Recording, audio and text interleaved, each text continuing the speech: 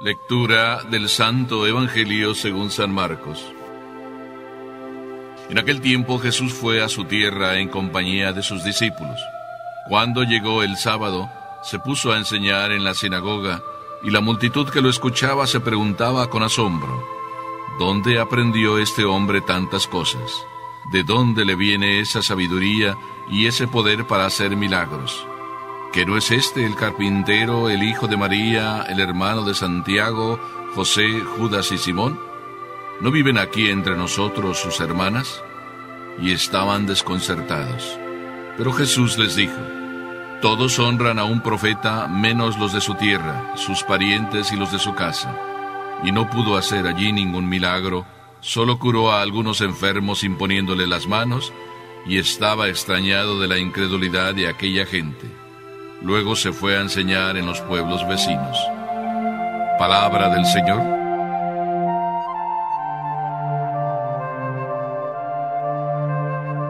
No sé si empezar por el final del Evangelio o por el inicio, pero de todas maneras, por el lado que empecemos, siempre descubrimos maravillas. Pero voy a empezar por el inicio, y precisamente por el inicio donde dice Jesús que fue a su tierra y en compañía de sus discípulos. Me estoy acordando de aquella anécdota en que una familia iba a visitar unas cuevas, así de turismo, iba toda la familia, como muchas de nosotros. Entraron en la cueva junto con el guía que les iba explicando cada una de las cosas, y cuando llegaron a una de las habitaciones, vamos a decirlo así, de las concavidades más amplias, entonces el guía se detuvo un poco y empezó a explicar cada una de las cosas que ahí había, las formaciones de estalactitas y de estalagmitas, cómo iba cayendo la gota de agua y se iba formando de caída aquella como aguja, y luego también abajo, cómo cayendo la gota iba formándose la otra parte que subía como si fuera una cresta de una montaña. Bueno, pues en esa explicación el guía dice: pero no crean que esto ha sido de la noche a la mañana que se ha formado. Estos son muchos años. Y todas estas cosas tan hermosas que ustedes ven es obra de muchos años, gota a gota que va cayendo el agua. En eso que se queda así explicando, entonces uno de los niños, hijos de aquella familia, dice: ¡wow, papá, qué maravilla! Mientras otro así por abajo va diciendo: eso yo ya lo sabía. ¡Oh, qué fácil! Eso lo aprendí en la escuela. Podemos decir que hay gente que sí, que tiene los ojos cuadrados y se le quedan cuadrados ante las maravillas que ve, pero hay corazones cerrados. Este Evangelio nos demuestra esta realidad. Hay ojos cuadrados, pero corazones cerrados. Pues Jesús fue a su tierra, sí. Yo creo que un poquito, podemos decir, añoraba a su casa, añoraba los lugares donde había vivido, quería recordar, revivir aquellas maravillas que él fue viviendo a lo largo de los 30 años, quería hacer un recorrido por los lugares importantes de su vida y a su vez llevando a sus discípulos, irles explicando todo lo que había pasado. No lo sé, pero podríamos pensarlo que así sucedió también, que Jesús los llevó a su tierra, a Nazaret. Seguramente pasaron por el taller donde estaba ahí tantas cosas y tantos recuerdos, explicando ahí también pues eso, que estaba José, su papá, que no vivía allá, pero que ahí habían trabajado, su madre también. El Evangelio no nos dice eso, no nos da detalles, pero tampoco es importante entrar en ello. Pero sí dice una cosa, dice que estando ahí en su tierra y en compañía de sus discípulos, llegó el sábado y se puso a enseñar en la sinagoga. Jesús no pierde la oportunidad de que cada sábado se explique en la sinagoga la palabra de Dios. Y qué mejor que explicarla a él. Así es de que acudió a cumplir con una obligación más y a aprovechar la circunstancia para dejar un mensaje. Qué hermoso ejemplo de Jesús. Nosotros venimos cada sábado, cada domingo a misa, de alguna manera para hacer lo mismo, para enriquecernos de la palabra de Dios. Pero ¿Tú eres de los que se quedan con los ojos cuadrados? ¿O eres más bien de los que tiene el corazón cerrado, tapado, que no escucha, o si escucha, no hace caso, no le toma importancia, no es para él, no es para ti, no es para mí? ¿Así dices, así comentas? Esto es lo que pasó también ahí en aquella sinagoga de Nazaret. Dice el Evangelio que la multitud que lo escuchaba se preguntaba con asombro, es decir, con ojos cuadrados. Pero al preguntarse solo con asombro, no llegaban a la maravilla que el corazón debe descubrir. Y solamente después del asombro, los ojos cuadrados se quedaron con el corazón tapado, porque llegaron a decir: ¿pero de dónde le viene a este hombre tantas cosas? ¿De dónde le viene toda esa sabiduría? ¿No es este el hijo del carpintero? ¿El hijo de María? ¿El hermano de Santiago, José, Judas y Simón? Solamente se quedaron asombrados. Y después de hacerse esa pregunta, ¿no es este el hijo de José? ¿De dónde le viene la sabiduría? Ahí está el detalle, que no supieron ver que ahí, en aquel taller de Nazaret, ahí había mucha sabiduría. Y que en aquella maestra, extremadamente maravillosa maestra, vamos a decirlo así, que es María, aprendió la sabiduría de las sabidurías, que es seguir a Dios y su voluntad. Cada uno de nosotros no nos hemos dado cuenta, deberíamos darnos cuenta, que ahí en muchas casas hay mucha sabiduría. En tu propia casa hay mucha sabiduría si tú lo observas. Tu madre está llena de sabiduría, tu padre está lleno de sabiduría. Quizá a lo mejor no lo ves y solo dices: ah, sí, es el hijo de mi abuelito. O quizá qué cosas veas, no lo sé. Napoleón dijo un día una frase muy bonita: en las cunas de los hogares se tejen los destinos de los pueblos. En la cuna de aquel hogar de Nazaret se tejió el destino de nuestro mundo.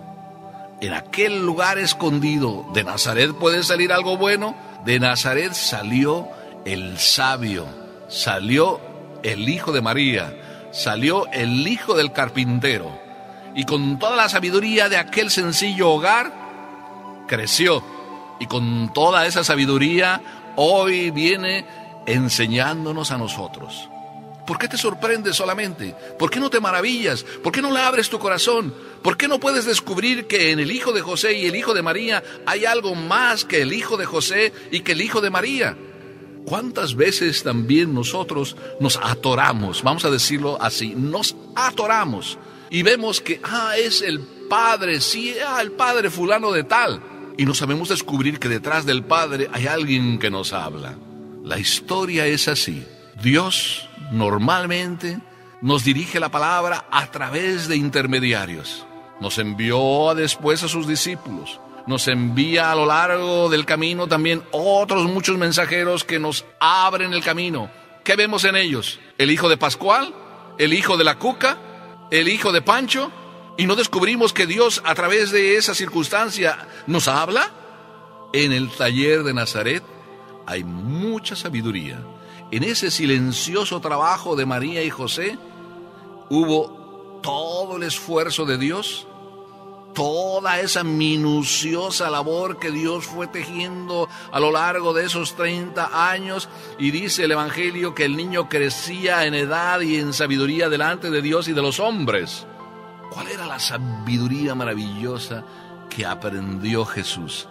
30 años de obediencia. Ahí está la sabiduría de Dios. Y ahí está la riqueza que a veces perdemos. Porque por un hombre vino el pecado en el mundo, por la desobediencia de un hombre. Y por la obediencia de este Cristo Jesús, en aquel humilde y sencillo taller de Nazaret, ahí nació nuestra salvación. ¿De qué te asombras? Claro, aquellos hombres de Nazaret no vieron más que el hijo del carpintero. Por tanto, le pusieron una dificultad a Jesús. La fe, cuando no se tiene, dificulta el trabajo de Dios. Y así Jesús no pudo hacer milagros en aquel lugar, porque no podían ver más allá de lo que estaban viendo. no descubrieron la presencia de Dios. Veían que hablaba de manera maravillosa, inclusive veían que hacía milagros y ni siquiera les pasó por la mente que ahí había algo más que ser el hijo de José y el hijo de María. ¿Qué harían los discípulos al descubrir también en aquel taller de Nazaret que conocieron y después ver a Jesús? Seguramente lo que tú y yo vivimos nos sorprende, de la sencilla mujer de Nazaret y del sencillo hombre carpintero, un hombre tan grande que es capaz de hacer milagros. Y todavía cuando tú ves esto, ¿te tapas tu corazón? ¿Le cierras el corazón? No, hijo mío, descubre también lo que tú puedes descubrir. Hay cuantas cosas en este mundo que no tienen proporción. Muchas veces tu hijo te dice una cosa, eso, el padre también te dice otra, y luego tú ves que en tu vida pasa algo maravilloso. Sientes la fuerza y la presencia de algo que no sabes explicar. No es el padre, no es tu hijo. Es Dios que está actuando a través de tu padre y tu hijo, a través de tu hijo que te recuerda, oye papi, no te portes así con nosotros. A través del sacerdote que te dice, oye hijo, si sigues por ese camino, pues no vas a llegar muy lejos. Y todas esas cosas vas oyendo y de repente se produce en ti un cambio maravilloso. No lo hizo ni tu hijo, ni lo hizo el sacerdote, lo hizo papá Dios, que logra el milagro en tu vida. Pero si tú no te tapas el corazón. Qué hermoso que hoy tú y yo podamos verdaderamente descubrir que no hay que tapar el corazón. Y aunque Jesús lo conozcamos como el hijo del carpintero y el hijo de María, veamos más que el hijo del carpintero y el hijo de María. Veamos lo que Él es, el Hijo de Dios. Me sorprende ya al final del Evangelio que Jesús mismo diga que estaba extrañado de la incredulidad de aquella gente. Extrañado Dios. Dios también se extraña. Y Dios también se sorprende. Y se sorprende de que no tengamos ya capacidad de sorprendernos. ¿Cómo es posible que podamos ver en la naturaleza tantas cosas buenas? ¿Cómo es posible que nosotros podamos tomarnos un alimento que introducimos en la boca y no seamos tan inteligentes que veamos que lo que sucede después con los alimentos a través de nuestro organismo, toda esa transformación es obra de la máquina maravillosa que Dios ha creado, que eres tú y que va obrando en ti? ¿Cómo es posible también que la presencia de la fe, de la esperanza y la caridad que Dios sembró en el momento de tu bautismo también te den a ti en un momento dado de debilidad, fuerza para seguir adelante y no descubras que ahí está Dios presente en tu vida? ¿Cómo es posible? Si esto no es posible que se logre en tu vida, entonces es por eso que Cristo, que vino a traerte todo esto, en determinado momento se sorprenda. Dios definitivamente me sorprende a mí, que se sorprenda. Ahora yo voy a hablar en primera persona. Me sorprende que Dios se sorprenda. Y me respondo también, ¿cómo Dios no se va a sorprender de nosotros si nosotros, viviendo a través de Él y por Él, sin Él no podemos? San Pablo diría, en Él vivimos, nos movemos y existimos, y sin Él no somos nada. Me sorprende, sí, que lleguemos a ser tan tapados de mente, que lleguemos a decir que la vida me la di yo, en vez de descubrir que la vida es el regalo de Dios. Y los milagros que Dios hace en tu vida todos los días son obra de Dios que actúa en ti. Jesús tuvo que marcharse. Y tuvo que marcharse por eso. Porque hay gente que no tiene ganas de recibirlo, que cierra su corazón. Si hoy tú estás con los ojos cuadrados porque Dios va haciendo maravillas en ti, no te quedes, hijo mío, con los ojos cuadrados. Que tu corazón verdaderamente se abra, y que se abra, como nos decía el Papa Juan Pablo II, de par en par, para que el Señor llegue a tu vida, te sane por dentro, te enriquezca, te fortalezca, y eso es lo que yo te deseo. Y de verdad tengas la fuerza para seguir viviendo. Hoy, si escuchas la voz de Dios, no endurezcas tu corazón. Amén.